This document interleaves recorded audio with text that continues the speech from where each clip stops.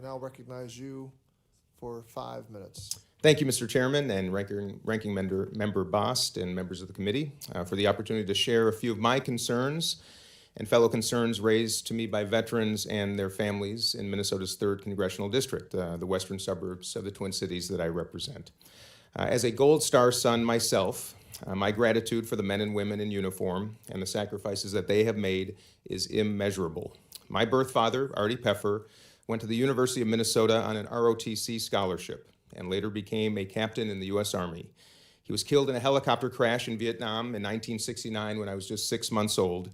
And though I never met my father, I carry his memory with me every day and think of him every time I pull out my voting card. During my time in Congress, I've made it a priority to meet with and learn from veterans across Minnesota. And in order to do this, my team created a Veterans Advisory Council, which is made up of individuals who serve veterans for a living. They represent many service organizations, and their input has been invaluable. Last May, the Council and I hosted a Veterans and Military Service Members community conversation to invite the public in on the discussion. The Council advised me on legislation that came to our attention from conversations I had with constituents that night, and we continue to meet to discuss ways we can serve the veterans community in Minnesota. It is my hope the Council will continue to be a beacon for community outreach and engagement. One of the issues we are working on is veteran homelessness. This is a national problem that demands action now, and Minnesota is leading the way in this effort. Thanks to our outstanding governor, Tim Walz, who is a veteran himself and former ranking member of this very committee, Minnesota has made it an official goal to be the 4th state to end veterans homelessness by getting to functional zero. A key part of this effort has been the Minnesota Homeless Veteran Registry, which was created in 2014 to identify all known homeless veterans and ensure that they have access to appropriate housing and social services. The registry recognizes the underlying factors contributing to veteran homelessness, including mental health issues, substance abuse, and economic hardship. Housing and social justice professionals use the registry to identify homeless vets, reach out, and offer assistance. It has helped nearly 2,000 veterans find a home. But our work is not done, not nearly done. Congress can support this mission by incentivizing landlords to open up their spaces to veterans who need a more permanent housing solution. But the issues our veterans face go well beyond housing. They need better health care that is convenient, accessible, and local.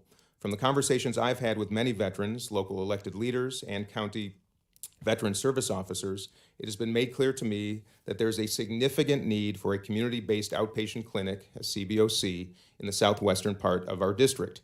Right now, the closest CBOC to the south of our district is not adequate for our local veterans. The clinic is run down, has a confusing building layout, and is not accessible from the highway. I urge the VA to find CBOC sites that would serve as many veterans as possible and be accessible to the ones that depend on it for their health care needs.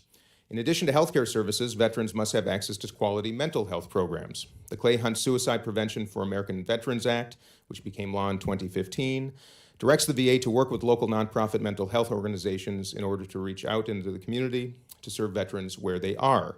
Minnesota has one of the most active National Guards in the country, and with more guardsmen being put into active duty every day, more veterans are at risk for suicide.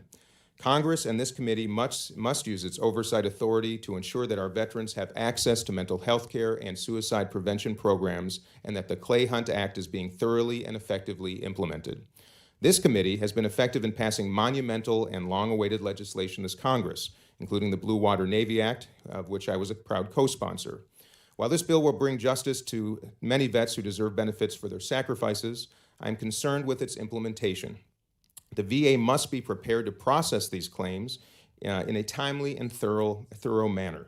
Congress and this committee must also use its oversight authority to ensure that our veterans have the benefits and care that they deserve, which includes not being subjected to extreme delays in processing. I stand ready to do whatever I can to address the concerns that have been raised by veterans and their advocates in my district. And I look forward to working with all members on the House Veterans Affairs Committee to support the men and women and their families who have served this country with honor and distinction. Thank you, Mr. Chair.